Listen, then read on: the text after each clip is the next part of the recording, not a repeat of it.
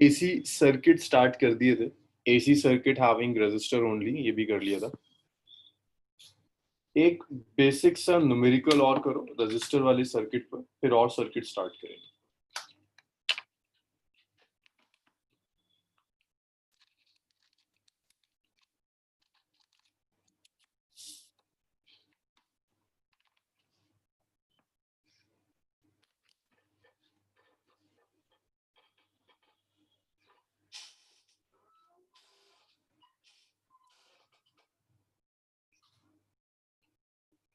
वालेकुम सलाम अमर। सो देखिए,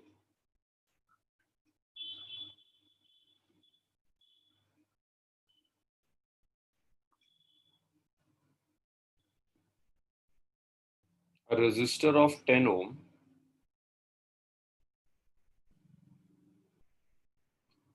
is connected to an AC supply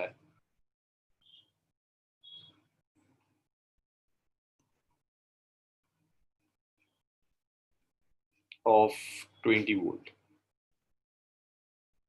and 50 hertz.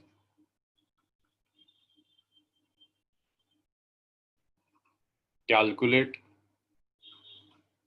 first part. Peak value of EMF.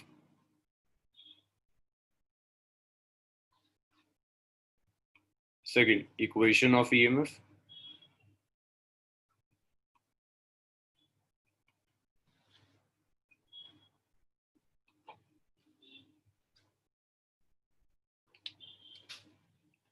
Third, peak value of current.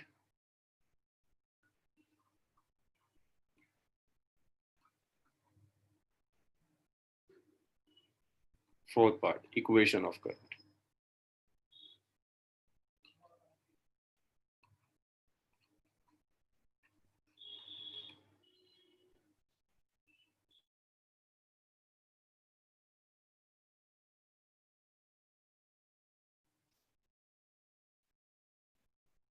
Equation of current. और देखिए, जब कुछ भी नहीं देता ना, मेंशन नहीं किया कि कौन सा ईएमएफ है, इसका मतलब है ये आरएमएस वैल्यू।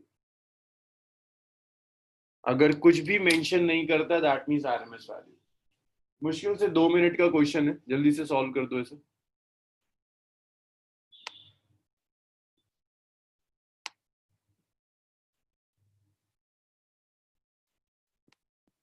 और थोड़ा सा आप लोग यूज टू हो जाएंगे तो आगे के सर्किट्स कराना मेरे लिए आसान हो जाएगा।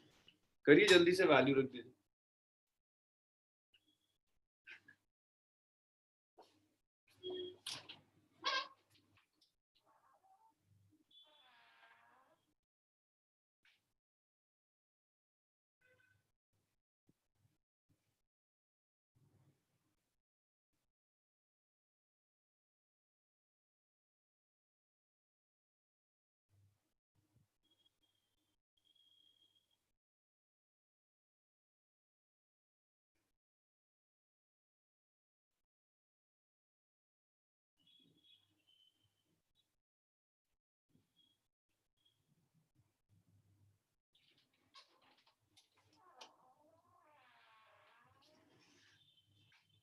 चलो, एक शाकिर का आंसर आया, बाकी लोग।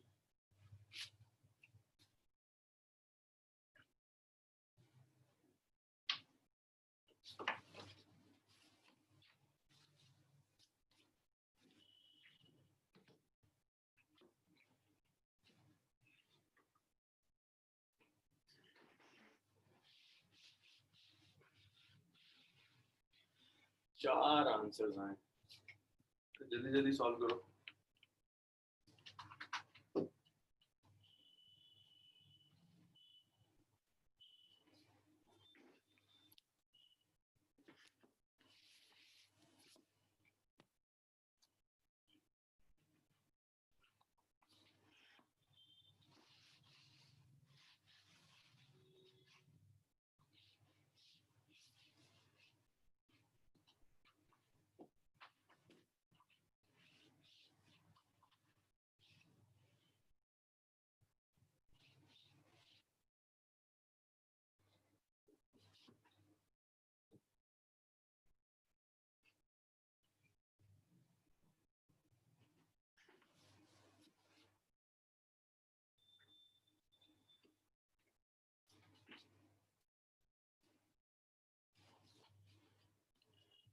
जिन बच्चों के आंसर्स नहीं आ रहे हैं उनका क्या मसला है, समझ में नहीं आ रहा है, कर दे।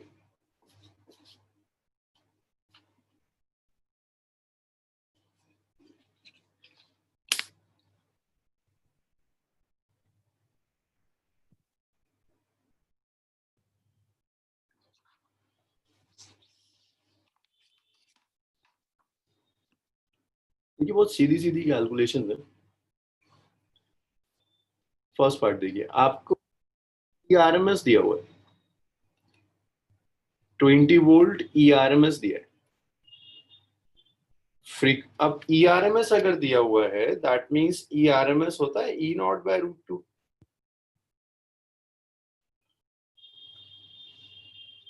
तो यहां से E0 आ जाएगा आरएमएस मल्टीप्लाइड बाय √2।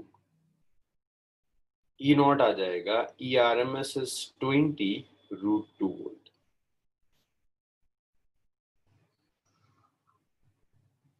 आरएमएस के बाद आपको इक्वेशन ऑफ करंट चाहिए। तो देखिए इक्वेशन ऑफ करंट जो होगी, इक्वेशन ऑफ ईएमएफ होती है E0 sign omega T. E0 तो गिवन है, ओमेगा के लिए आप ये यूज कर सकते हैं 2 पाई × न्यू। तो ये हो गया 2 × pi which is 3.14 into nu which is frequency which is 50 hertz into 50। तो ये ओमेगा आ गया आपका 314 रेडियन पर सेकेंड।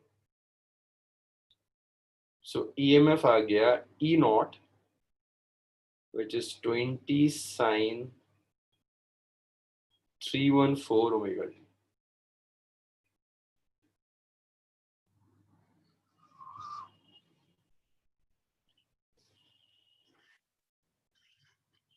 इसके बाद नेक्स्ट देखिए, पीक वैल्यू ऑफ करंट। देखिए peak value of current is simply peak value of EMF divided by resistance.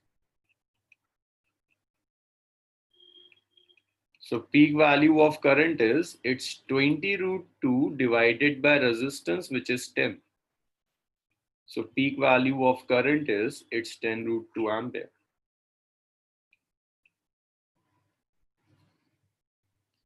अच्छा, √2 नहीं लिखा। जी जी जी लगा दिया। Fourth equation of current. भाई देखिए एसी सर्किट है अगर, तो करंट और ईएमएफ सेम फेस में होंगे। तो ये आ गया 10 √2 साइन 340। सो ये करंट की इक्वेशन है 10 √2। तो लगा तो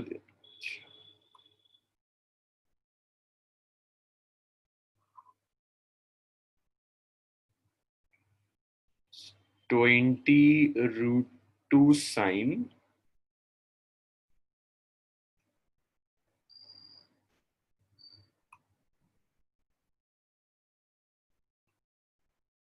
जी 2 √2 हो गया।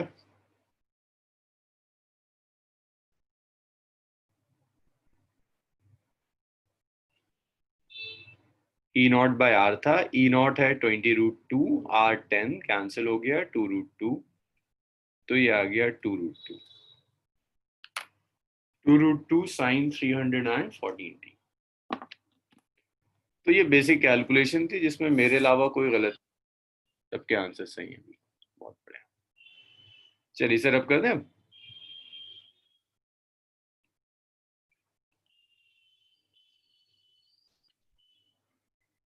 चलिए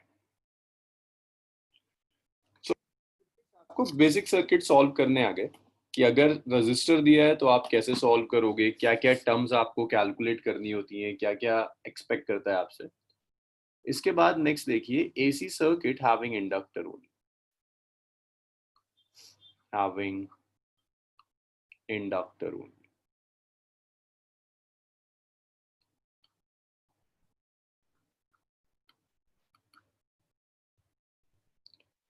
अरे मोटा इतनी देर में क्यों बताते हो भाई, इतना टाइम क्यों लगता है बताने में।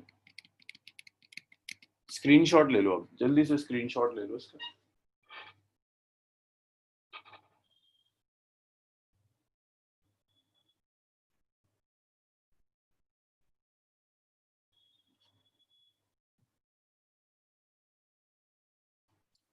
मतलब स्क्रीनशॉट ले लिया होगा इतनी देर में ना।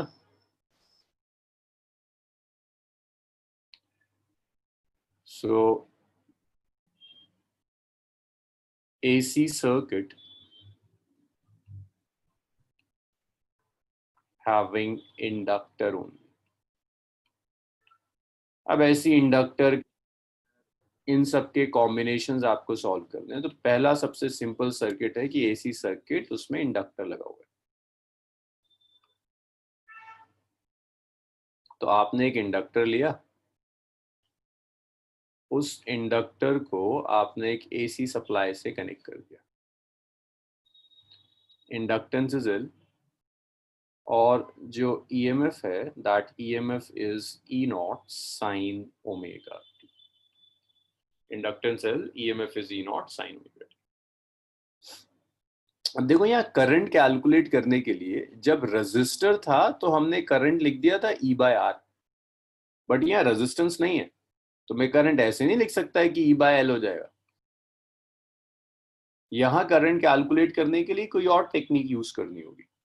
तो देखो टेक्निक क्या होगी, जब EMF चेंज करेगा तो करंट भी चेंज करेगा, EMF इंड्यूस होगा।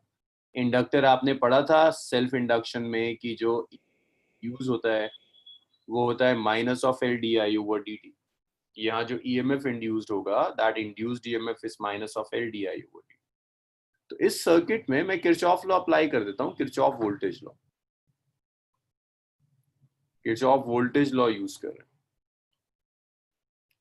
अगर किसी ने किरचॉफ वोल्टेज लॉ नहीं किया है तो किरचॉफ वोल्टेज लॉ सिर्फ ये कहता है कि क्लोज सर्किट में जो वोल्टेज है उनका एल्जेब्रिक सम 0 होता है। Algebraic sum of all voltage in a close loop is 0। तो दो वोल्टेजेस है, उन्हें ऐड कर दीजिए, एक E है कैपिटल E, एक स्मॉल E है, ये 0 हो जाएगा। स्मॉल E इंड्यूस्ड EMF है, तो ये आ जाएगा -L/di/dt इज इक्वल टू 0। तो आप इसे लिख सकते हैं कि E हो जाएगा L/di/dt। E हो जाएगा E not omega T is L/di/dt। इसे इधर मल्टीप्लाई कर दीजिए, तो ये आ जाएगा E not sine omega T dt, और L से यहाँ आपने डिवाइड कर दिया, ये di आ गया। अब मुझे करंट चाहिए, करंट किसी पर्टिकुलर टाइम इंटरवल में नहीं चाहिए, मुझे इक्वेशन ऑफ करंट चाहिए। For equation of current,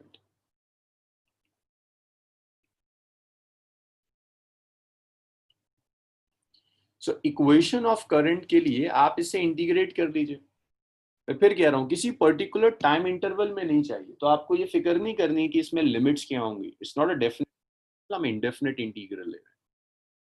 so it's integral of E sin omega t dt is I. E not by L को आप बाहर ले जाइए, it's integral of sin omega t dt is equal to I. Sine omega T का जो integral है that's E not by L, sine omega T का integral हो जाता है minus of cos omega t by omega plus सी। अब ये जो इंटीग्रल है it's an indefinite integral, limit नहीं है। देखो लिमिट नहीं रखनी, आसान है, बस एक कांस्टेंट सी आ जाता है। जब भी आप इंडेफिनिट इंटीग्रल सॉल्व करते हैं जहां लिमिट्स नहीं होती वहां कांस्टेंट सी आ जाता है। देखो तुम में से ज्यादातर लोगों के दिमाग में सी का क्वेश्चन आएगा, मैं पहले ही बता रहा हूँ। सी कांस्टेंट है जो इंडेफिनिट इंटीग्रल में आता है, लिमिट्स नहीं होती इंडेफिनिट इंटीग्रल में, बस ये कांस्टेंट सी हो जाता है। तो ये आ जाएगा minus of E not by omega L cos T plus C is equal to I. अब इस सी की वैल्यू के लिए This is equation number 1. For value of C, current धावल दोनों साइड इंटीग्रेट करा ना, तो डी आई को जब आप इंटीग्रेट करेंगे तो आई आ जाएगा. चलिए एक स्टेप बढ़ा देते हैं, डी आई को इंटीग्रेट कर कर करंट मिलेगा. It's E not by L sine omega T D. अब for value of C we can use the fact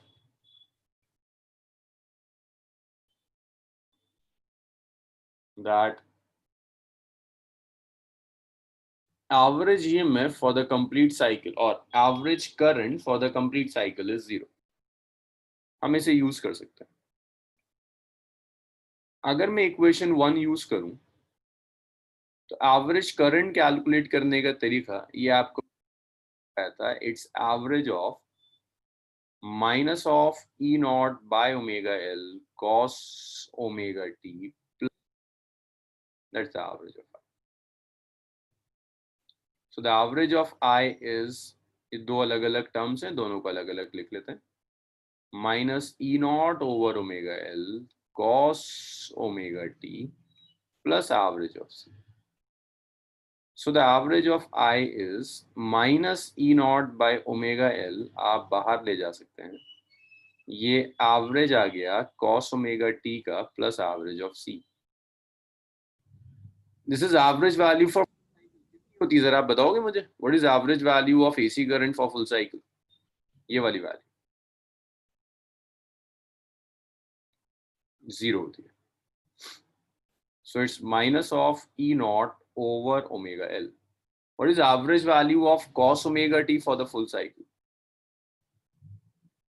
Cos omega t 0. अब इसमें नहीं परेशानी आनी चाहिए, बहुत कर लिया हमने इसे.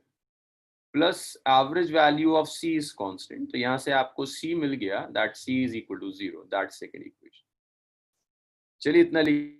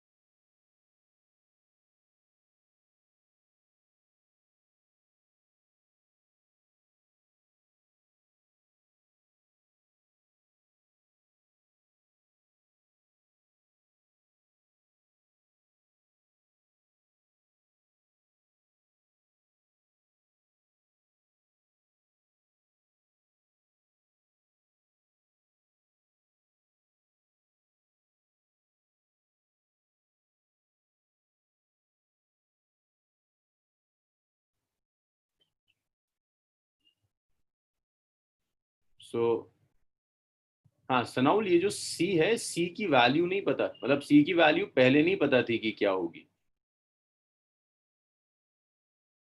तो सी तो हमने कैलकुलेट किया, हर सर्किट में 0 नहीं आएगा, अलग अलग सर्किट्स के लिए अलग अलग वैल्यूज होंगी, इसलिए कैलकुलेट करना सिखाना जरूरी था. अब तौहीद इंडक्टर में, जाहिर सी बात है इंडक्टर है, उससे एसी कनेक्टेड है, तो इंड्यूस्ड ईएमएफ भी होगा, इंड्यूस्ड करंट भी होगा. तो जो भी करंट आएगा उसमें इंड्यूस्ड करंट का बिल्कुल जरूर हाथ होगा. अरबाब कांस्टेंट इक्वेशन में एक बार आता है, ये सी दोनों को कंट्रोल करेगा, आई को भी और ई को भी, दोनों को नहीं. अमानुल, यहाँ माइनस साइन लेंस लॉ, मतलब ये माइनस साइन लेंस लॉ है, मतलब ये लेकिन ये माइनस साइन लेंस लॉ नहीं, से तो हम कहीं एब्जॉर्ब करा देंगे.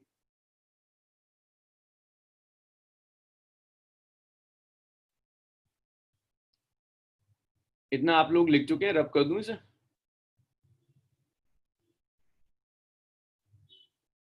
धावल, सी को करने के लिए कुछ इनिशियल कंडीशंस होनी चाहिए, पता होना चाहिए कि आपका सिस्टम किसी पर्टिकुलर टाइम पर कैसे बिहेव कर रहा है। लेकिन यहाँ तो मेरा आई ही अननोन है, तो मैं इसकी ये तो निकाल ही नहीं सकता किस टाइम पर ये कैसे बिहेव करेगा। तो सेफेस्ट होता है कि पूरा एवरेज लेके सॉल्व करो। असल में ये समझो कि ये जो सी है ना, ये तुम्हारी इक्वेशन का एक वेरिएबल है। जिस वेरिएबल को कैलकुलेट करने के लिए कोई फिजिकल रियलिटी होनी चाहिए जो तुम्हें पता हो। तो मुझे नहीं पता किसी पर्टिकुलर टाइम पर करंट क्या होगा और कैसे वेरी करेगा, लेकिन मुझे ये जरूर पता है कि एवरेज अगर मैं इस करंट का कैलकुलेट कर लूं तो वो हर हाल में जीरो आएगा। तो मैंने एवरेज का सहारा लिया, और कोई फिजिकल रियलिटी पता नहीं थी, कोई और फिजिकल रिजल्ट ऐसा था नहीं जो उसमें पता हो। हमेशा इंटीग्रेशन का जो कांस्टेंट है वो फिर फिजिक्स से आता है कि फिजिकली आपको पता हो किसी टाइम पर आपका सर्किट कैसे बिहेव कर रहा है, इक्वेशन कैसे बिहेव कर रही है। ये आप सब लोग लिख चुके हैं, रब कर दूं इसे मैं?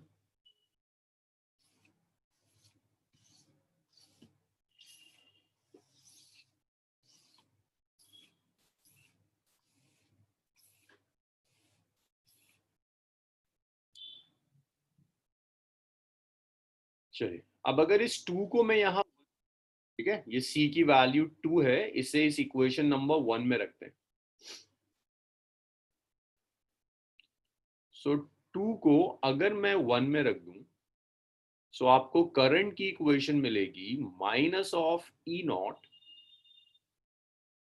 Bye omega L sine omega t. ये करंट की equation, not sine, it's cos omega.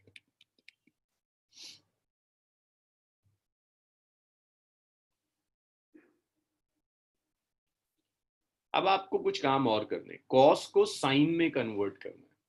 तो कॉस को साइन में कन्वर्ट करने के लिए आप ये फैक्ट यूज कर सकते हैं कि sine pi by two minus omega T is cos omega T. इस फैक्ट को आप यूज कर सकते हैं कि sine pi by two minus omega T cos omega T होता है। तो instead of cos omega T आप इसे यूज कर दीजिए। भाई जिनके पास मैथ्स, उन्होंने ये कन्वर्जन शायद रोज ही करते हो। अगर कोई ऐसा है जिसने ये पहले नहीं किया, तो ये आइडेंटिटी है जो आइडेंटिटी आपको याद करनी होगी, बिना इसके काम नहीं चलेगा। तो आपने कॉस ओमेगा टी सब्स्टिट्यूट कर दिया, फोर को आपने थ्री में सब्स्टिट्यूट कर दिया।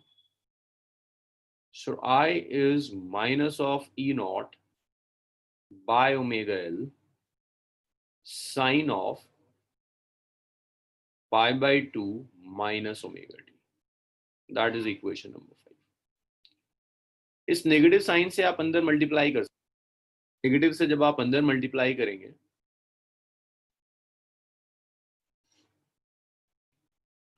सो आपको मिलेगा minus of E not by omega L sign. तो देखो, नेगेटिव को जब आप अंदर मल्टीप्लाई करोगे तो पाई बाई टू नेगेटिव हो जाएगा, ओमेगा टू पॉजिटिव हो जाएगा। Minus pi by two plus omega. तो आप करंट की इक्वेशन को लिख सकते हो, it's E not by omega L sine omega T minus pi by to. So that's I E not by omega L omega T minus pi by to. अब आप मुझे बता सकते हैं कि यहाँ पर आई नॉट की जगह क्या आ रहा है? What is peak value of current this equation? Plus भी तो ले सकते हैं। देखो भाई, सादिया का बड़ा जेन्युइन क्वेश्चन है। सादिया, 2 मिनट रुक जाओ, मैं आ रहा हूँ तुम्हारी क्वेश्चन। तो देखो, आप ई नॉट बाय ओमेगा एल को आई नॉट लिख सकते हैं। भाई आई नॉट की जगह तो ई नॉट बाय ओमेगा एल आ रहा है, इसे मैं 6 कह देता हूँ। 6 को आप 5 में रख दीजिए। सो आपकी करंट की इक्वेशन हो गई I nought sine omega T minus pi by. ये इक्वेशन ऑफ करंट। भाई देखो, सादिया का क्वेश्चन था कि sine pi by two minus omega T ही क्यों? भाई कॉस ओमेगा टी को तो आप साइन π/2 प्लस ओमेगा टी भी लिख सकते हैं।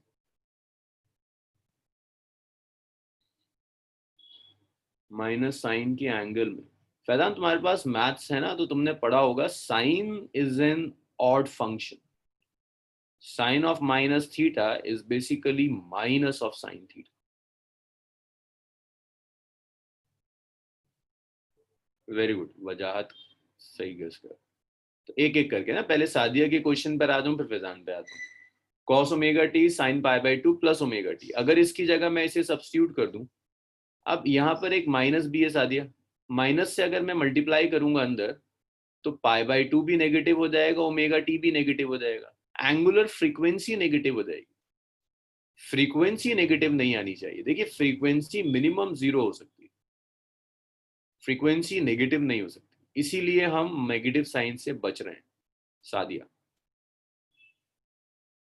अच्छा, अब फैजान का था, फैजान मल्टीप्लाई ऐसे करते हैं, sine is an odd function, sine of minus theta, तो ये जो माइनस ऑफ साइन है इसको हम इस आइडेंटिटी से अंदर मल्टीप्लाई कर सकते हैं।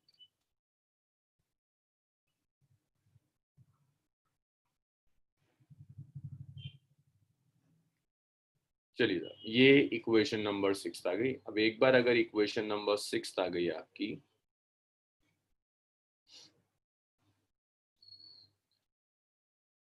अब एक नई कहानी स्टार्ट होती है, एक नई टर्म आनी शुरू होती है। फ्रॉम इक्वेशन 6, ये थी ना आपकी इक्वेशन 6 की I nought is E nought divided by omega L. ये जो ओमेगा एल है,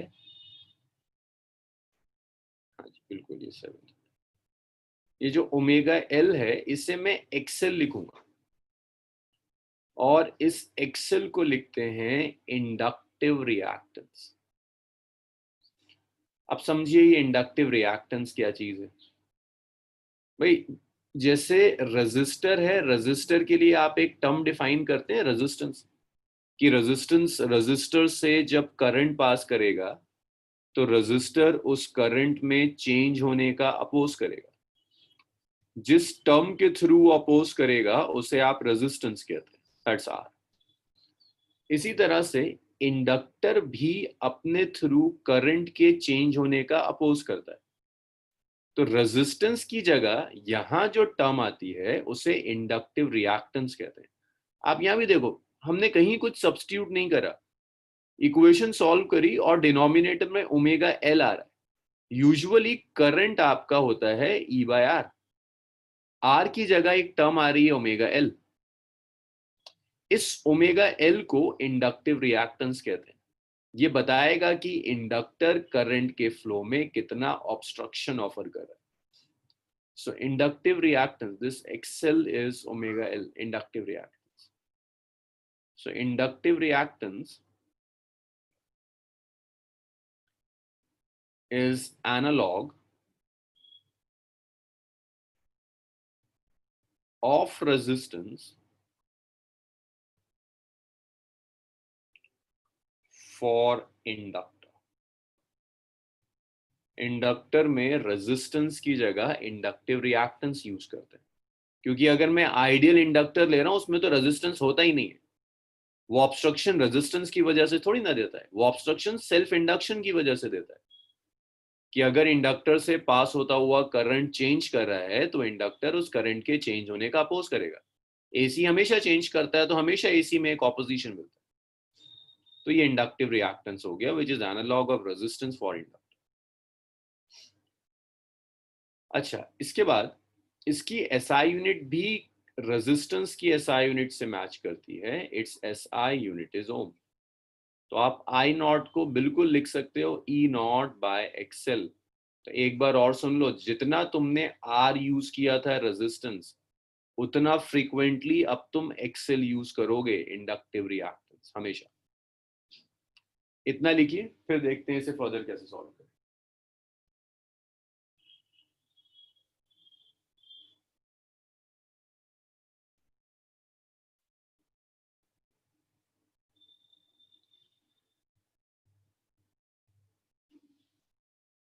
इतना लिखिए, फिर आगे चीजें और सॉल्व करना शुरू करें।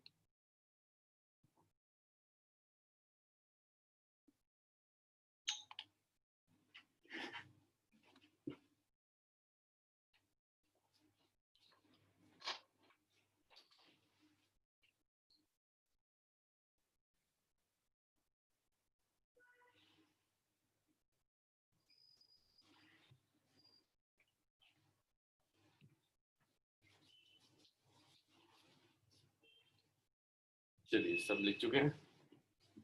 कॉस को साइन में करना क्यों जरूरी है? सवाल है फेस कंपेयर करने के लिए। दोनों चीजें साइन में होंगी तो आपको फेस आसानी से दिखेगी, लेकिन अगर दोनों चीजें कॉस में हैं तो फिर फेस आसानी से आपको नहीं दिखेगी, परेशानी आएगी। फेस डिसाइड करना।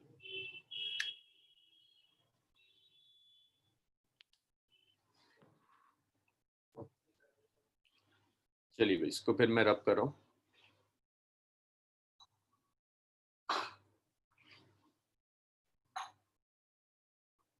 तो फेस डिफरेंस देखिए।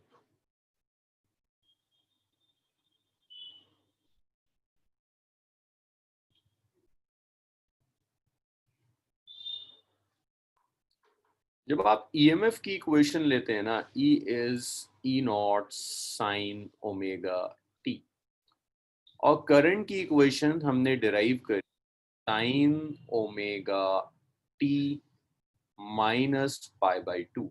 अगर आप इन दोनों इक्वेशंस को कंपेयर कर लें, वन एंड टू को, कंपेयरिंग वन एंड टू,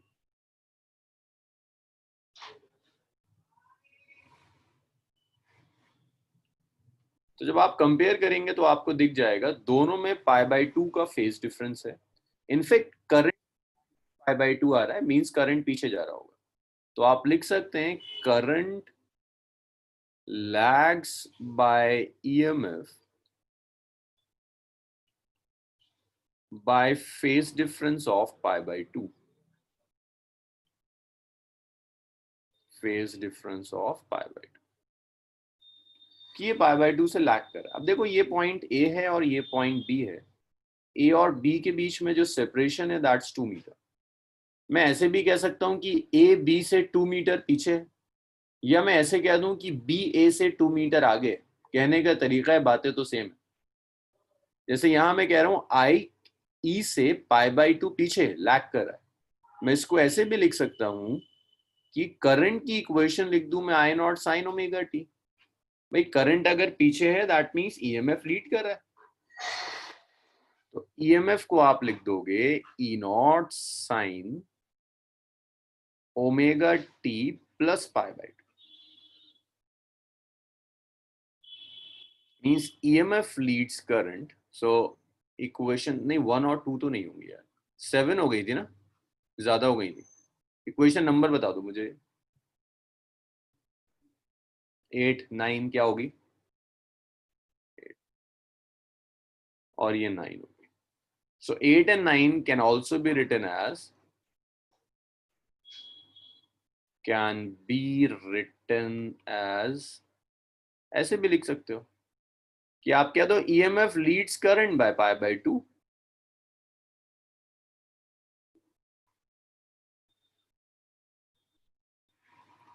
कि ईएमएफ करंट को लीड कर रहा है by an angle of pi by two. आप ये भी लिख सकते हो कि ईएमएफ करंट को लीड कर जाएगा by a phase difference of pi by two. आपने लिख दिया। अच्छा जी, तो phase difference pi by two आ गया। इसीलिए ना मैं माइनस पाई बाय टू नहीं लिख रहा, मतलब वो प्लस पाई बाय टू और minus pi by to irrelevant हो जाते हैं। वो तो सिर्फ ये बता रहे हैं आगे पीछे कौन जा रहा है। तो यहाँ जो चीज माइनस बता रही थी वही इन सेट ऑफ इक्वेशन में पॉजिटिव बता रहा है। तो माइनस पाई बाय टू लिखने का बहुत ज्यादा सेंस नहीं बनता। इसलिए आप कोई भी ढंग का ऑर्थर देखेंगे वो बचता है माइनस लिखने से। कुछ जगहों पे आपको माइनस दिख जाएगा, लेकिन ज्यादातर स्टैंडर्ड टेक्स्ट बुक्स आप देखोगे वो बचते हैं माइनस से, क्योंकि इट्स कंपेरेटिव। फेज डिफरेंस के बाद नेक्स्ट काम है फेजर डायग्राम ड्रॉ करने का।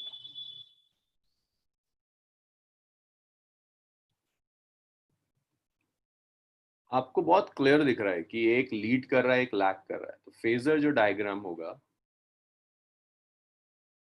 That's the phasor diagram. Plus वाला रिपीट करिए।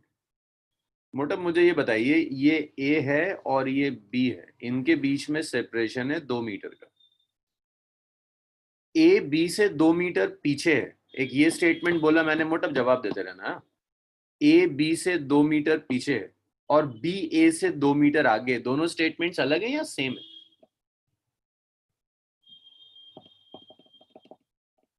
सेम है भाई, मोटअप के अकॉर्डिंग ये दोनों स्टेटमेंट्स सेम है। सो यहाँ भी देखिए करंट ई से π/2 पीछे है ईएमएफ से, या मैं ये लिख दूं कि ईएमएफ करंट से π/2 आगे है। क्या दोनों स्टेटमेंट में कोई फर्क है? What up?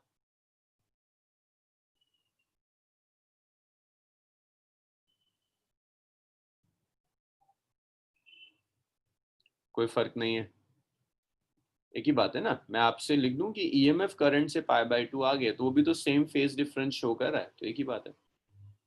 ये ईएमएफ और ये एंगल आ गया ओमेगा टी। करंट लैग कर रहा है π/2 से, लैग कर रहा है मींस फोर्थ क्वाड्रेंट में है।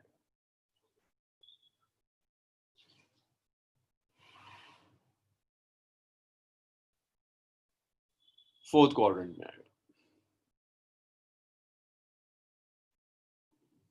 तो ये ईएमएफ और ये करंट, ये फेज डिफरेंस वगैरह आप ऐसे लिख सकते हैं। This is phasor diagram. इतना लिखिए, फिर बाकी एवरेज पावर, पावर फैक्टर, सारी टर्म्स कैलकुलेट करेंगे।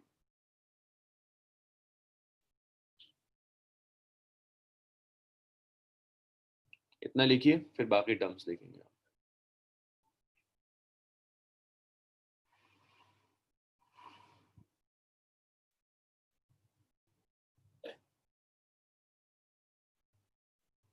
हाँ मोटप समझ में आ गया था कि मैं ऐसे लिखूं कि करंट π/2 पीछे है या ईएमएफ π/2 आगे, एक ही बात है। तो बस जहां मैंने लिखा था कि करंट π/2 से पीछे जा रहा है, वही मैंने लिख दिया कि ईएमएफ π/2 से आगे जा रहा है, लीड कर रहा है। फैजान ये डायग्राम तो आपने कल भी मेरे साथ डिस्कस किया था शायद। E is E not sine omega T. हम एक फेजर डायग्राम ड्रॉ करेंगे जिसकी पीक वैल्यू ई नॉट की इक्वल होगी, और एक्स एक्सिस के साथ जो एंगल होता है वो ओमेगा टी होगा। ये ड्रॉ कर दिया। I nought sine omega T minus π/2। Current lag कर रहा है π/2 से, मीन्स π/2 से पीछे जाएगा करंट। ये आपने 90 डिग्री बना दिया। धवल ये इसलिए नहीं आया क्योंकि मैंने अभी जब ड्रॉ किया है तो मैंने ईएमएफ की ये इक्वेशन ली है, E not sine omega T, और करंट की ये इक्वेशन ली है, I nought sine omega T minus π/2। तो माइनस π/2 का मतलब है कि लैग करेगा, इसलिए इसको पीछे ले गए। नहीं फैजान, हम नहीं कह सकते। π/2 नहीं है, ओमेगा टी माइनस π/2। देखिए ये ओमेगा 2 था, ओमेगा टी इतना था, इससे ये है ना आपका एंगल, ये है ना आपका angle. It's minus of π/2 minus omega T, क्योंकि एंगल क्लॉकवाइज नेगेटिव हो जाता है, जैसे आप ओमेगा टी माइनस π/2 कह सकते हैं। सो धावल का क्वेश्चन था क्वाड्रेंट नहीं समझ में आया, सेकंड में क्यों नहीं आया। धावल सेकंड में तब होता है जब लीड करता, प्लस π/2 लीड करता, तभी तो एंगल एंटी क्लॉकवाइज बढ़ता है। π/2 से लैग कर रहा है, नेगेटिव का मतलब है क्लॉकवाइज, तो यहां से जब क्लॉकवाइज जाओगे तो पीछे जाओगे फोर्थ क्वाड्रेंट में। धावल आपका हुआ। फैजान ओमेगा टी π/2 नहीं है, ये ओमेगा टी है, और ये जो एंगल है ये π/2 minus omega T with a negative sign, तो ओमेगा टी माइनस π/2। ये एंगल है ओमेगा टी माइनस π/2। सब इतना लिख चुके हैं तो मुझे बताइए सर, रब करेंगे।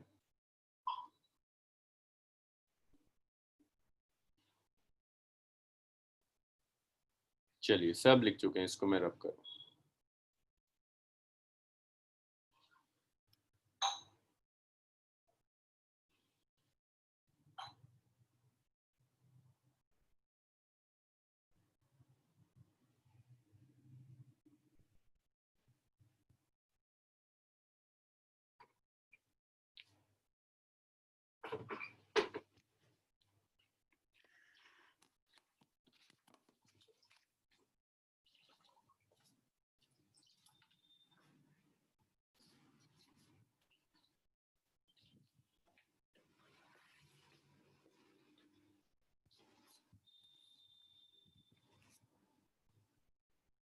नहीं फायदा। फिर देखिए जहां ईएमएफ है वहां करंट आता ना। अगर आप इसके लिए डायग्राम ड्रॉ करना चाहती हैं तो ये ऐसे होता है, ये करंट आता है आपका आई नॉट और ये आपका ईएमएफ आता है। ठीक है फाइका, अगर आप इसके लिए ड्रॉ करना चाहती हैं तो ये ऐसे आता है। चलिए भाई मैं इसको रब कर रहा हूँ और चीजें देखते हैं इसमें।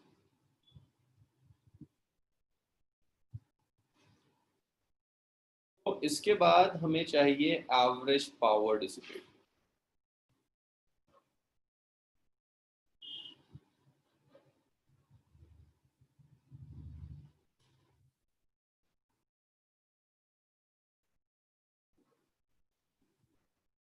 एवरेज पावर, तो देखिए जब आप एवरेज पावर लेंगे ना, एवरेज पावर होता है E R M S, I R M S, cos phi. यहाँ फाई है पाई बाई टू, तो आप लिख सकते हैं कि ये जो एवरेज पावर आ गया, ये एवरेज पावर आया E R M S, I R M S, cos pi by 2, cos pi by 2 is 0, so average power आ गया, so this is average power which is ये इतना एवरेज पावर। अब अगर एक बार average power आ गया आपके पास तो आप पावर कर सकते हैं। अच्छा एक चीज और है, एवरेज पावर जीरो होने का मतलब है आपकी एनर्जी का कोई भी पार्ट हीट की फॉर्म में डिसिपेट नहीं हो रहा। तो ऐसे केसेस में जो करंट फ्लो करते हैं उस करंट को कहते हैं wattless current.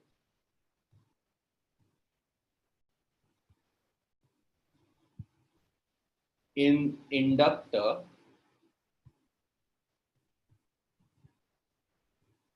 P average is 0, so current is wattless.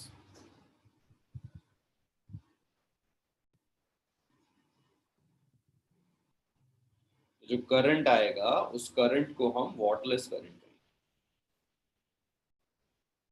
So wattless current का मतलब सिर्फ ये होता है वो करंट जिसकी वजह से एवरेज पावर डिसिपेशन जीरो होता है। इसके बाद एक चीज और आती है जिसे कहते हैं पावर फैक्टर।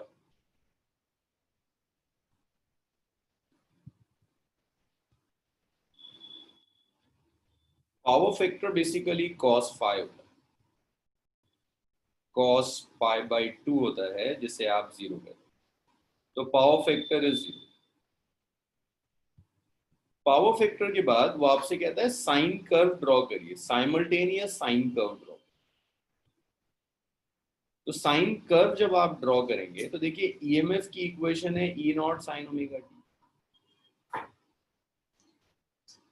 करंट की इक्वेशन है I nought sine omega T minus pi by to.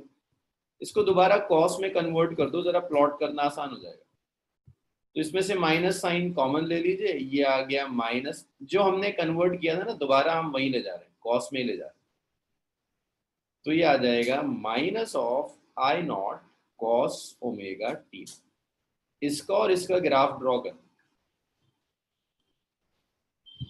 क्योंकि कॉस का ग्राफ तो आपको डायरेक्टली पता होता है ना कि कॉस का प्लॉट कैसा होगा, तो हम कॉस का और साइन का डायरेक्ट ग्राफ प्लॉट।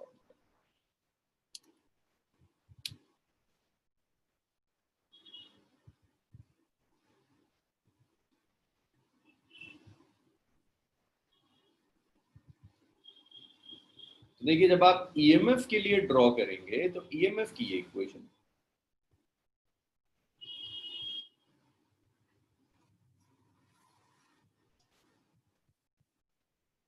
ये ईएमएफ के लिए, ये ईएमएफ की पीक वैल्यू। लेकिन यहां जब आप कॉस ले रहे हैं तो विद अ नेगेटिव साइन, तो देखिए कॉस का जो ग्राफ होता है ना, कॉस का ग्राफ ये होता है।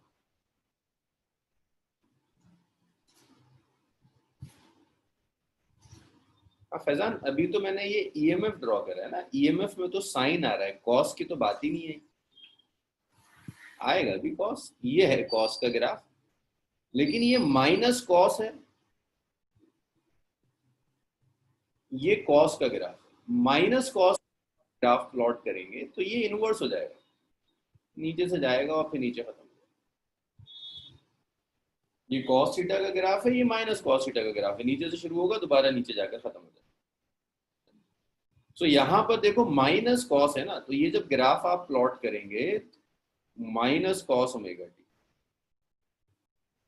तबस्सुम नहीं आ सकता। देखो sine pi by omega T minus pi by 2 को प्लॉट करना तो बड़ा मुश्किल है, मुझे एक एक पॉइंट लेना पड़ेगा। यहाँ देखो कितना आसान है, कॉस का ग्राफ आता है, बस माइनस ही तो लगा देना। ये आसान काम है, ये तो बड़ा टफ काम है कि अब मैं दोबारा से पॉइंट्स लेकर दिखाऊं। अल्टीमेट आंसर वही आएगा जो यहाँ डायरेक्टली आ रहा है। तो ये जो ग्राफ है, ये ग्राफ ऐसे आएगा, ये ग्राफ, ये करंट के लिए ग्राफ।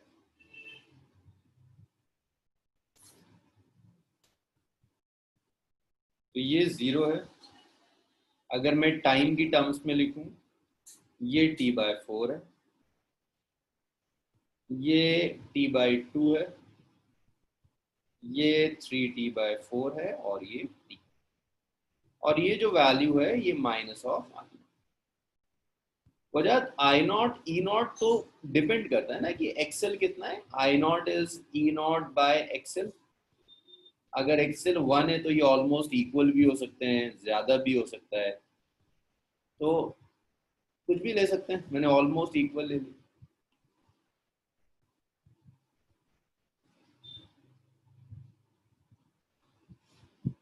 ये ग्राफ आ गया। ये ग्राफ क्लियर हुआ? ये बड़ी जरूरत पड़ेगी ग्राफ्स की।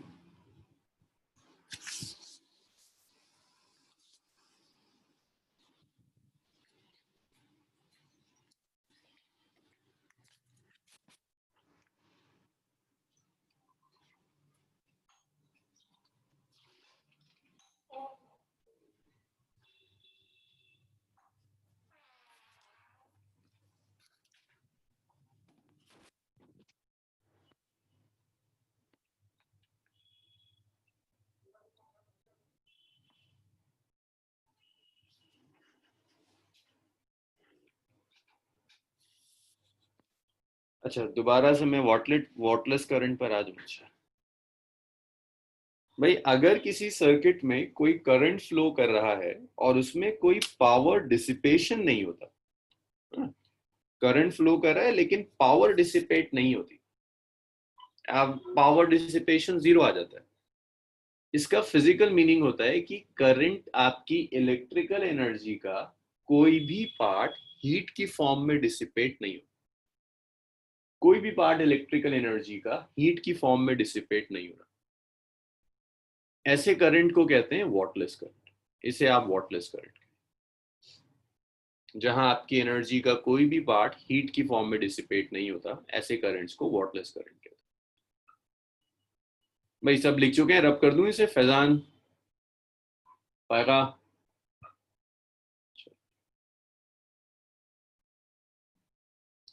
इसके बाद थोड़ा सा ना इंडक्टिव रिएक्टेंस डिस्कस करते हैं। देखिए, इनसे रिलेटेड जो कंसेप्चुअल क्वेश्चंस आते हैं वो मैं साथ साथ ही डिस्कस करता हुआ चलता हूँ। इंडक्टिव रिएक्टेंस था XL equal to omega L. आप इसे फ्रीक्वेंसी की टर्म्स में कन्वर्ट करेंगे तो ये 2 पाई न्यू इंटू एल हो जाएगा, ओमेगा एल, और फ्रीक्वेंसी की टर्म्स में कन्वर्ट करोगे 2 पाई न्यू इंटू एल हो जाएगा। ये inductive reactance, XL is omega L और XL is 2 pi nu L. अगर मैं आपसे कहूं ग्राफ प्लॉट करते हैं एक्सएल और ओमेगा में,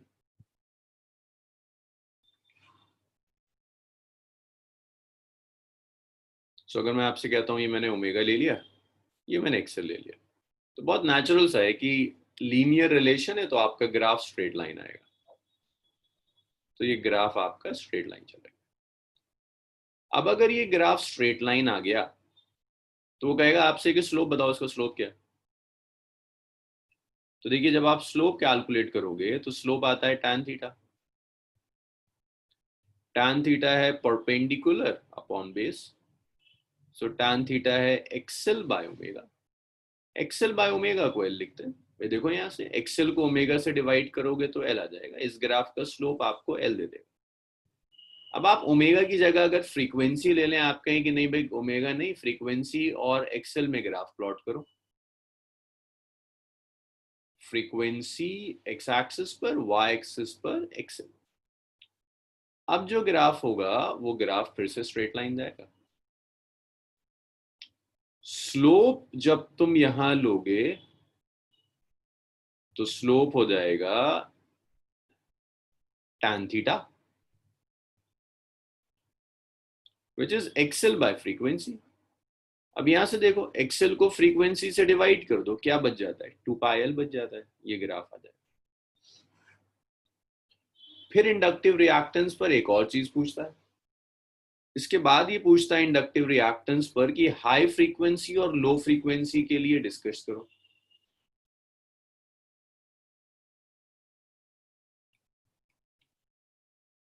जब तुम हाई फ्रीक्वेंसी के लिए इसे डिस्कस करोगे ना, अगर फ्रीक्वेंसी बहुत हाई है तो एक्सेल का एक्सप्रेशन देखिए 2π/μl है। अगर न्यू लार्ज है तो एक्सेल लार्ज होगा। एक्सेल ऑब्स्ट्रक्शन है, XL large obstruction in the flow of current.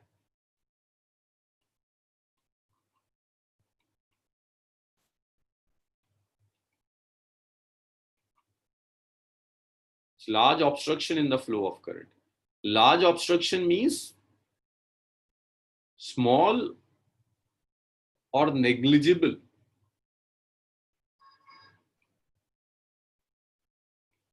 Negligible current will flow.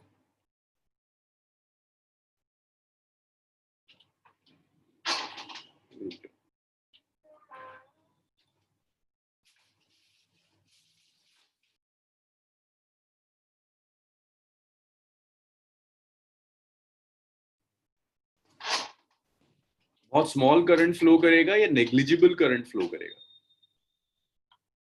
तो आप कह सकते हैं at high frequency it behaves almost like an open circuit. It behaves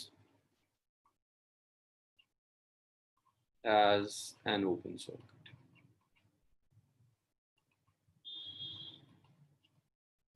It almost behaves like an open circuit for large frequency.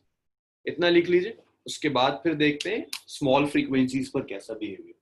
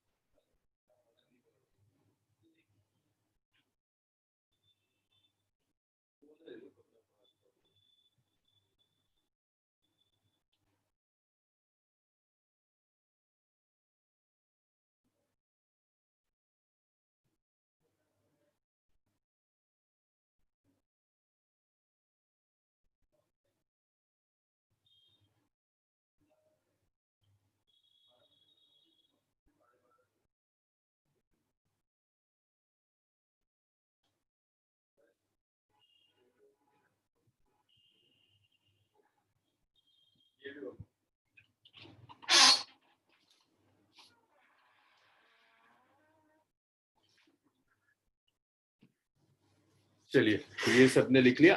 अब जरा सा discuss करो, सोचो कि अगर मैं स्मॉल फ्रीक्वेंसीज दे रहा हूं, बहुत ही छोटी फ्रीक्वेंसीज दे रहा हूं, तो ये कैसे बिहेव करेगा। स्मॉल फ्रीक्वेंसी के लिए बिहेवियर कैसा होगा।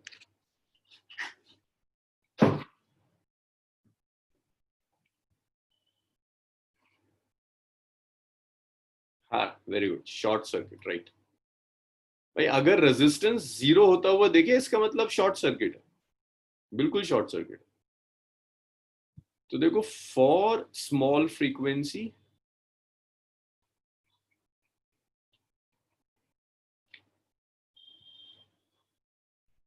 XL is 2 pi nu L. Nu is small. XL is small. That means जो करंट होगा, करंट लार्ज हो जाएगा. Behaves like a short circuit. ये सब कंसेप्चुअल क्वेश्चन से जो आए हुए हैं, तो जहां तक मुझे याद है वो सब मैं साथ साथ थ्योरी के ले लेता हूँ. It will behaves like a short circuit. Short circuit की तरह बिहेव करेगा. Even for DC it behaves like a short circuit. Short circuit mean just एक वायर की तरह बिहेव कर रहा है. मतलब इस चीज को आप लॉजिकली सोचो तो जल्दी कंक्लूजन पे पहुंच सकते हो कि इंडक्टर काम कब करता है, जब उससे करंट चेंज हो. फ्रीक्वेंसी स्मॉल होने का मतलब है करंट चेंज ही नहीं हो रहा. जब करंट चेंज ही नहीं हो रहा तो इंडक्टर कोई काम नहीं करेगा, एक वायर की तरह बिहेव कर जाएगा. तौहीद का क्वेश्चन है फ्रीक्वेंसी स्मॉल होगी तो करंट भी तो कम इंड्यूस होगा.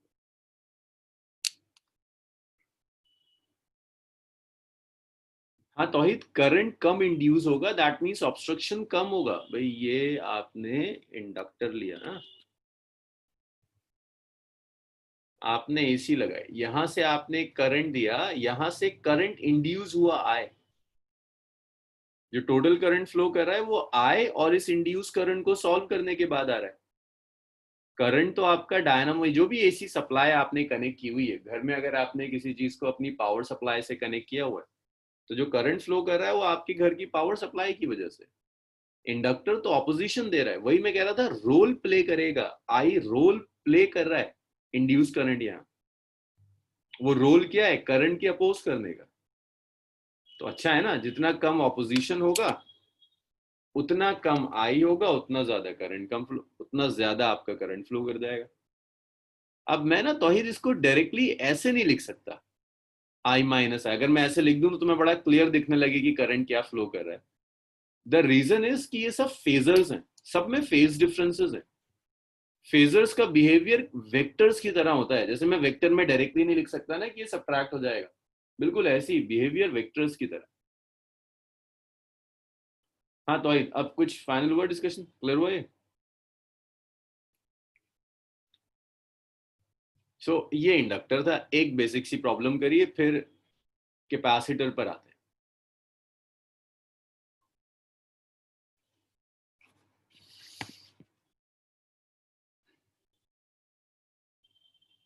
अच्छा बैक कर दो.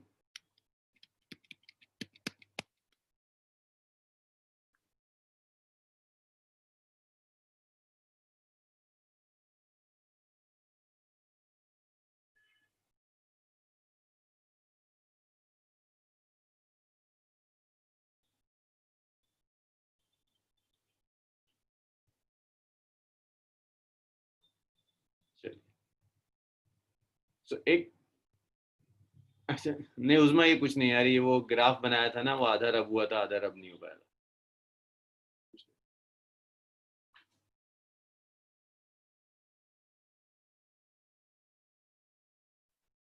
चलिए इसको मैं रब कर रहा हूँ. क्वेश्चन देखिए,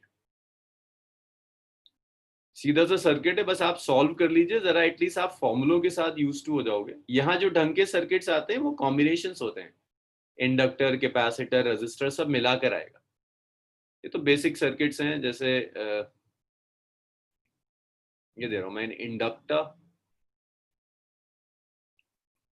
of 10 Henry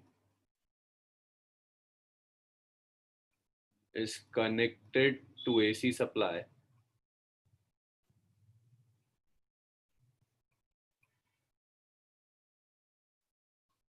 twenty sign 100t. इस एसी सप्लाई से मैंने इसे कनेक्ट कर दिया. Calculate first part. Inductive reactance calculate करके बताइए मुझे कितना होगा.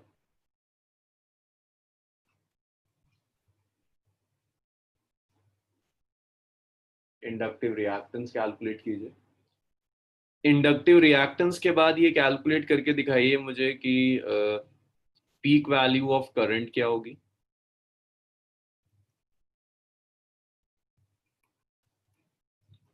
इक्वेशन ऑफ करंट क्या होगी.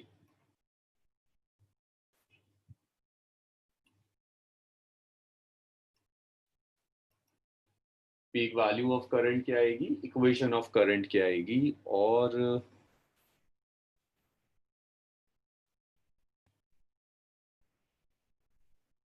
एवरेज पावर बता दीजिएगा। चलिए जल्दी से कर दीजिए, सिर्फ इसलिए करा रहा हूँ कि फॉर्मूला समझ में आ जाए मुझे कि आपको यूज करना आया नहीं आया। और भाई सब आंसर देना, उसी पर डिपेंड करेगा कि अगला भी मैं न्यूमेरिकल कराऊंगा या फिर हम कैपेसिटर स्टार्ट करेंगे, क्योंकि सिर्फ इंडक्टर से तो बहुत टफ बन नहीं सकता। और बेटर होगा अगर आप तीनों आंसर्स एक साथ कर देना, मेरे लिए कंपेयर करना बड़ा मुश्किल हो जाता है। शाकिर जैसे तुमने लिखा, तुम्हारे बीच में कई आंसर्स आ जाएंगे मेरे पास, मेरे लिए बड़ा मुश्किल होता है कि इसने क्या दिया था। कॉमा लगा लगा के लिखते थे, और फर्स्ट पार्ट का आंसर, सेकंड पार्ट का आंसर, थर्ड पार्ट का आंसर।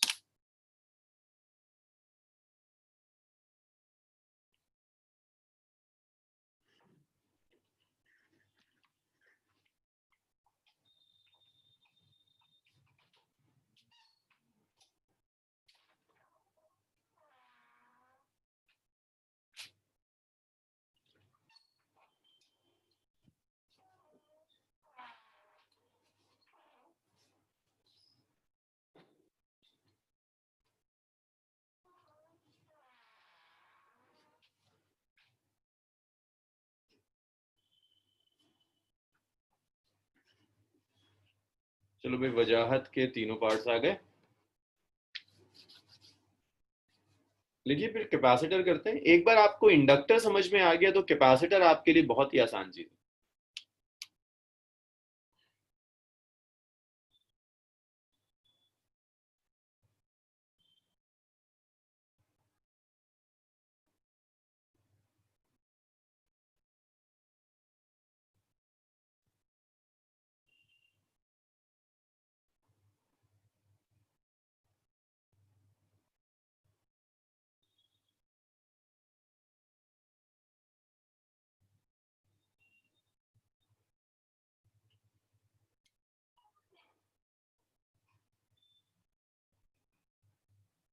चलिए, ज्यादातर लोगों के आंसर्स आ रहे हैं।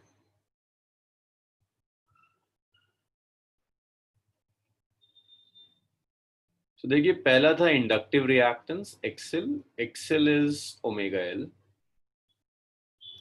Omega is 100, L is 10, XL is 10 raised to the power 3. Peak value of current, which is I naught, which is E naught by XL. E naught means 20, XL is 10 raised to the power 3. तो peak value आ गई 2 into 10 raised to the power -2 ampere. This is peak value of current. Peak value of current के बाद equation of current. देखिए current lag करता है, I nought sine omega T minus pi by two, lag करता है current. तो I nought कितना आ गया, it's 2 into 10 raised to the power -2 sine omega T. Omega कितना है आपका, 100, 100t minus pi by two. और यस, लास्ट पार्ट का तो answer 0, average power dissipation is 0। चलिए वेरी गुड, इसमें तो कोई परेशानी नहीं है किसी को। फिर एक सर्किट और जल्दी से सॉल्व कर लेते हैं, थोड़ा सा टाइम है, भी 20 मिनट में हो जाएगा।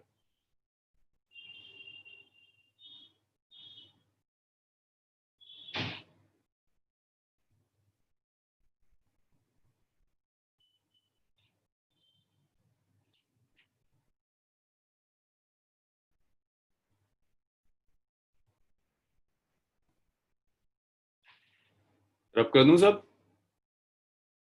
मोटा हुआ ये।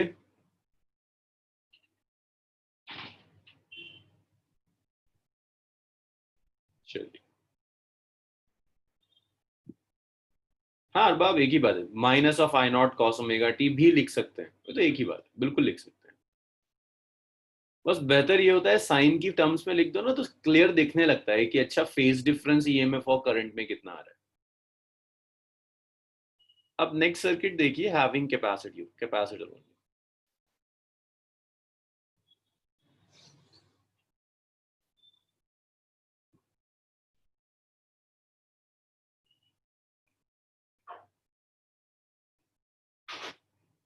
इसे थोड़ा सा तेजी से करेंगे। अब आप सीख गए चीजें दो सर्किट्स में। तो आपने एक कैपेसिटर लिया, इस कैपेसिटर को एक एसी सप्लाई से कनेक्ट कर दिया। एसी सप्लाई है आपकी E not sine omega T. This is your AC supply, E is nought sine omega T and the capacitance is C. So यहां पर जो करंट आएगा, पहले तो आप चार्ज देख लीजिए। जी फैजान, सब आएगा, धीरे धीरे करके सब आएगा। तो यहाँ जो चार्ज स्टोर्ड होगा, एक मिनट बस।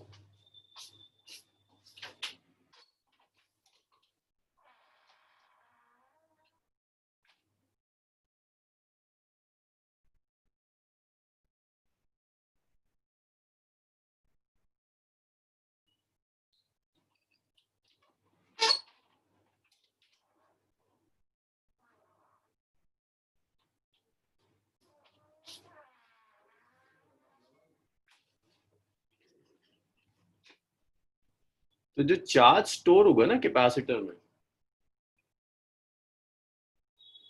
क्यू, इसे लिख सकते हैं सी। तो जो चार्ज स्टोर्ड होगा that is C E not sine omega. जो करंट आएगा सर्किट में,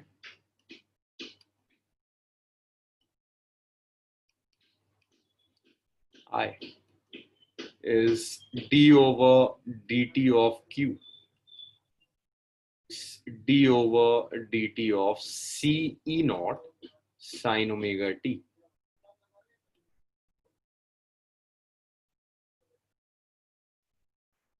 c e naught कांस्टेंट है, बाहर चला जाएगा। d over dt of sin omega। अब जब आप साइन ओमेगा टी को डिफरेंशिएट करोगे तो ये हो गया C E not sine omega T का derivative is omega into cos omega. Sine का डेरिवेटिव कॉस हो जाता है। तो ये करंट आ गया C E nought omega cos omega.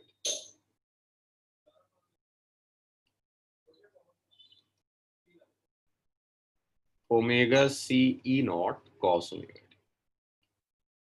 तो ये करंट आ गया, it's E not by omega. अच्छा, इसको मैं देखो ऐसे भी तो लिख सकता हूँ, ओमेगा सी को 1/ओमेगा सी कॉस ओमेगा टी। फिर वही काम, कॉस ओमेगा टी को अब मैं लिख रहा हूं साइन π/2 प्लस ओमेगा टी। तो भाई माइनस इसलिए नहीं लिख रहा क्योंकि माइनस लूंगा फ्रीक्वेंसी नेगेटिव हो जाएगी, यहां कोई नेगेटिव साइन नहीं है उसे पॉजिटिव करने के लिए, तो पॉजिटिव के साथ लेना पड़ेगा। करंट का एक्सप्रेशन आ गया ई नॉट बाय 1/ओमेगा C sine of π/2 plus omega T.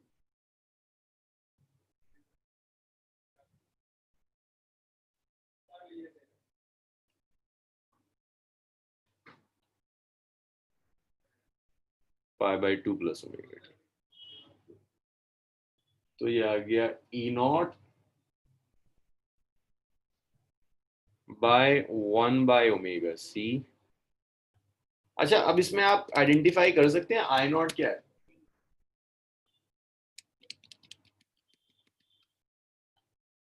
इसमें आई नॉट आइडेंटिफाई कर सकते हैं।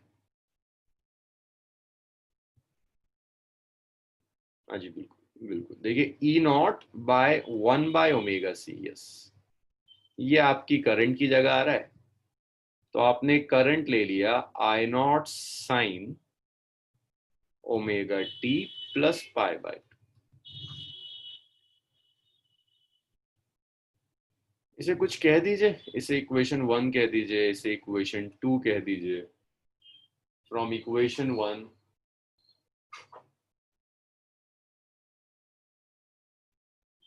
ये जो आप आई नॉट लिख रहे हैं ना, इट्स ई नॉट बाय 1/ओमेगा सी। रेजिस्टेंस की जगह क्या आ रहा है, 1/ओमेगा सी। इसे आप कैपेसिटेटिव रिएक्टेंस लिख सकते हैं। इसे आप लिख सकते हैं कि ये कैपेसिटेटिव रिएक्टेंस है।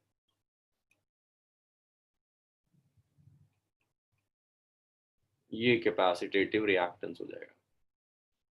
सो ये जो XC है ये 1/ωc होगा।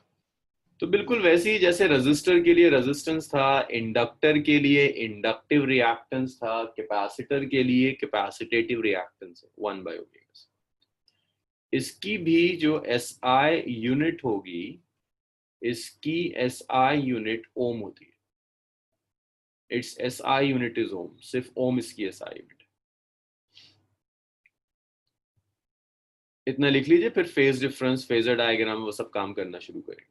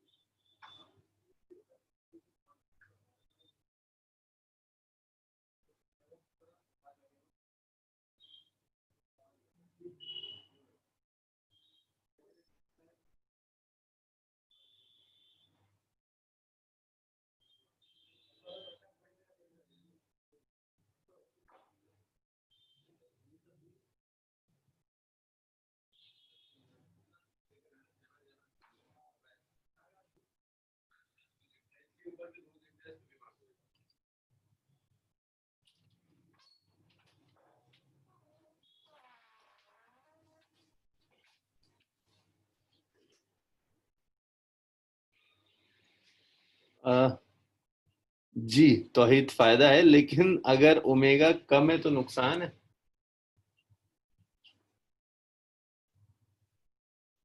इतना लिख लीजिए तो मुझे बताइए, सेटअप करते हैं।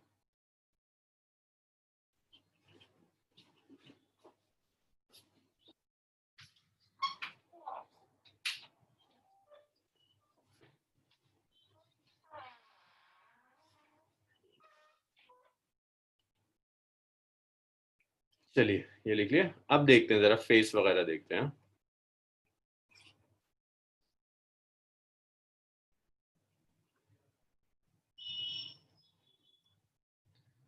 तो जब आप यहाँ फेस डिफरेंस देखेंगे तो देखिए ईएमएफ की इक्वेशन है E0 sin ωt,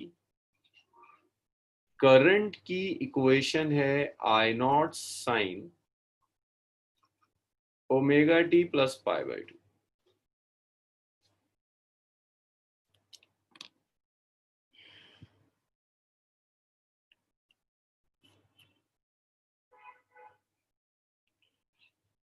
so that's the phase difference between EMF and current. π/2 का फेज डिफरेंस है ईएमएफ में भी और करंट में। तो आप लिख सकते हैं फेज डिफरेंस इज π/2। तो इसको मैं लिख देता हूँ, करंट लीड कर रहा है ईएमएफ।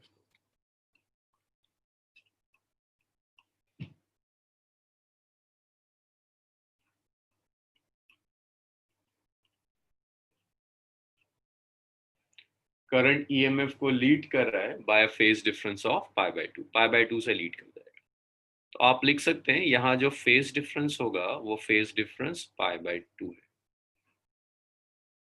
सो π/2 के फेज डिफरेंस से ये लीड या लैग मिलेगा। फेजर डायग्राम ड्रॉ कर लीजिए।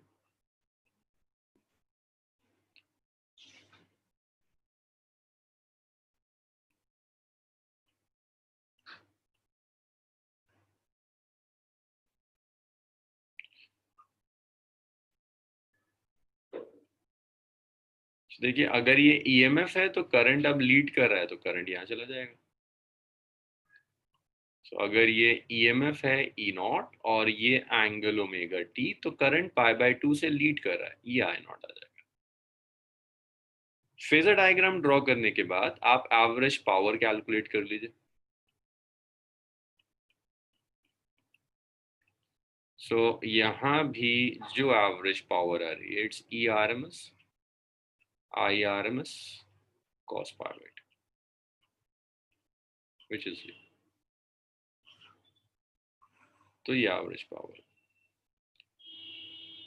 एवरेज पावर के बाद तो यहाँ भी जो करंट फ्लो करेगा इट्स अ वॉटलेस करंट, कोई पावर डिसिपेशन नहीं है, इट्स अ वॉटलेस करंट। जी, अगर लैग करता तो फोर्थ क्वाड्रेंट में जाता, क्योंकि लैग करता तो माइनस आता जोया, और जब एंगल माइनस होता है ना तो उसको क्लॉकवाइज लेके जाते हैं। अगर एंगल प्लस में होता है तो एंटी क्लॉकवाइज लेके जाते हैं। प्लस पाई बाय टू, इसलिए anti clockwise pi by to से घुमा दिया। माइनस होता तो क्लॉकवाइज पाई बाय टू से घुमाता तो फोर्थ में आ जाता। अब एवरेज पावर के बाद नेक्स्ट है पावर फैक्टर कैलकुलेट करना। भाई देखिए, पावर फैक्टर भी कॉस पाई बाय टू हो जाएगा, विच इज जीरो। ये power factor which is cos pi by to, zero हो जाएगा पावर फैक्टर। पावर फैक्टर हो गया, एवरेज पावर हो गया, इसके बाद इक्वेशन भी हमने कैलकुलेट कर ली है। अब साइन कर्व बचता है। सो देखिए, ईएमएफ तो है आपका ई नॉट साइन ओमेगा टी, तो ये तो सीधा सीधा साइन आ जाएगा। करंट जो है आपका ये है I nought sine omega T plus pi. तो इसे आप लिख सकते हैं भाई, I nought cos omega T हो जाएगा। तो जब आप ग्राफ प्लॉट करेंगे तो ग्राफ ऐसा आएगा।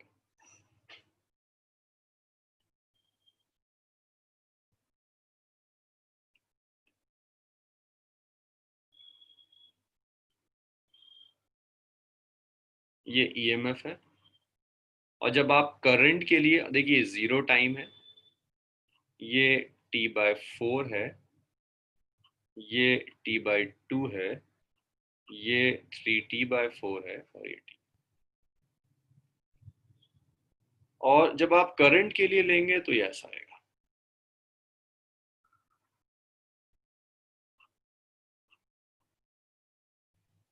ये ऐसा आएगा।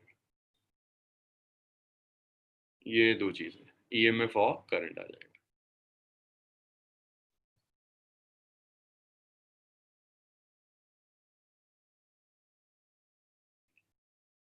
चलिए इतना लिख लो जल्दी से, फिर देखते हैं लो फ्रीक्वेंसी और हाई फ्रीक्वेंसी पर क्या होगा। वैसे तो कुछ चीजें आप प्रिडिक्ट कर ही सकते हैं कि बिल्कुल उल्टा हो जाएगा।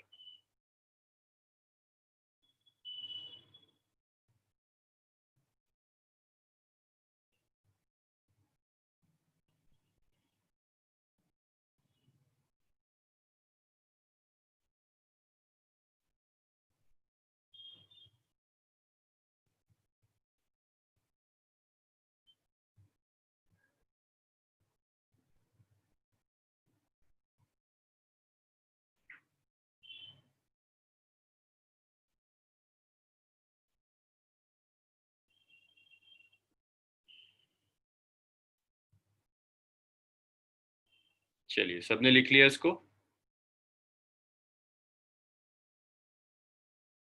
चलिए भाई, इसको रब कर देते हैं।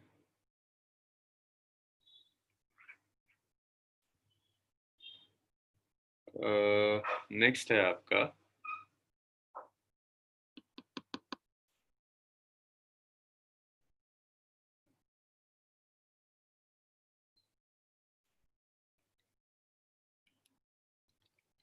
लिखिए फैजान, लिखिए लिखिए।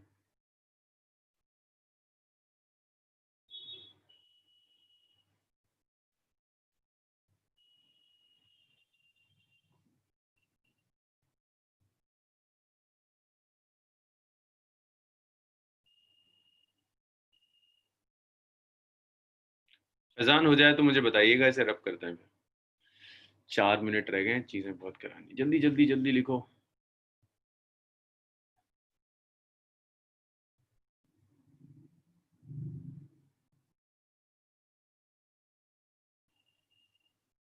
हो गया फैजान? नेक्स्ट देखिए, फिर से बिहेवियर देखते हैं हाई फ्रीक्वेंसी और लो फ्रीक्वेंसी के। अब मैं थोड़ा जल्दी लिखूंगा। अच्छा, फ्रीक्वेंसी से पहले जरा ग्राफ प्लॉट कर लें।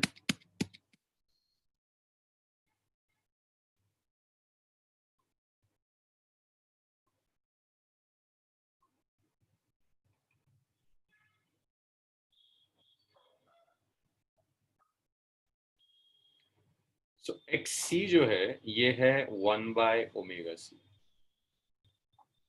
तो XC is inversely proportional to omega. जब आप ग्राफ प्लॉट करेंगे, this is omega and this is XC, तो आपका ग्राफ ऐसा जाएगा. लेकिन अगर आप XC versus 1 by omega graph plot कर दें, 1 बाय ओमेगा वर्सेस XC, तो अब आपका ग्राफ स्ट्रेट लाइन आएगा.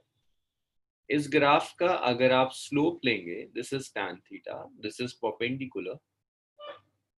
परपेंडिकुलर XC है, बेस 1 बाय ओमेगा है, तो स्लोप हो जाएगा ओमेगा XC, और इस ओमेगा XC को आप 1 बाय C, 1 बाय XC, इसे आप 1 बाय C लिख देंगे. ये ग्राफ करेगा, स्लोप आ गया इसका. सो कैपेसिटेटिव रिएक्टेंस के बाद नेक्स्ट है आपका हाई और लो फ्रीक्वेंसी में. देखिए, जब आप हाई फ्रीक्वेंसी लोगे, सो XC is 1 by omega C. Omega large तो XC स्मॉल होगा, मींस करंट लार्ज हो जाएगा. It will behaves like a short circuit.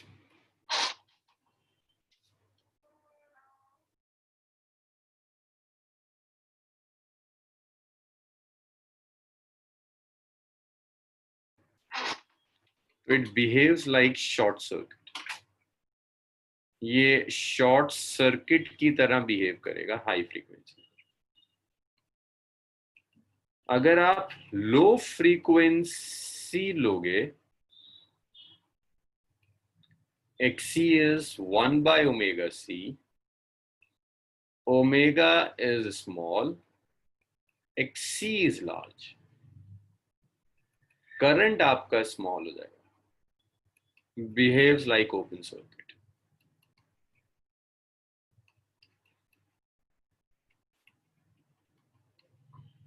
अगर मैं DC ले लूं, तो भाई DC के लिए तो फ्रीक्वेंसी चेंज, करंट चेंज ही नहीं होता, फ्रीक्वेंसी जीरो है. फ्रीक्वेंसी जीरो होने का मतलब है XC 1 बाय 0 हो जाएगा, जिसे आप इनफाइनाइट कहते हैं. रिएक्टेंस इनफाइनाइट हो गया. चलिए लिखिए.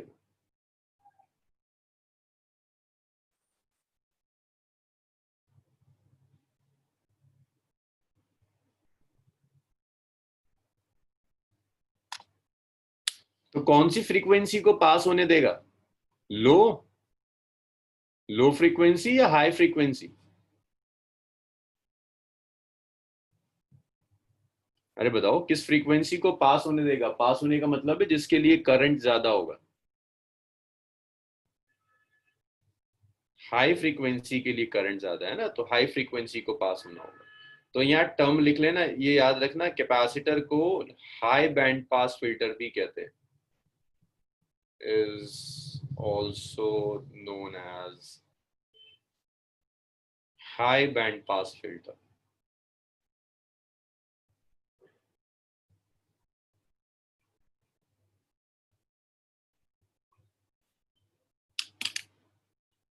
High band pass filter.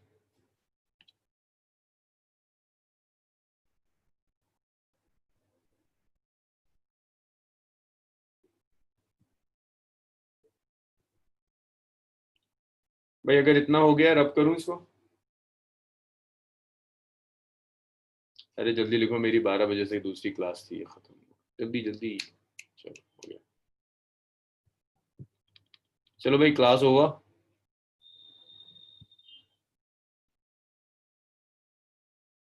Monday से कंटिन्यू करेंगे.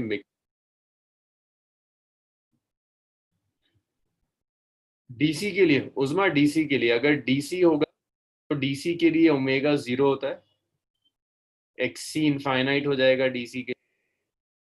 फिर ये लिखा है capacitor is also known as high band pass filter, क्योंकि हाई फ्रीक्वेंसी के लिए लार्ज करंट फ्लो कर रहा है. Also known as high band pass filter.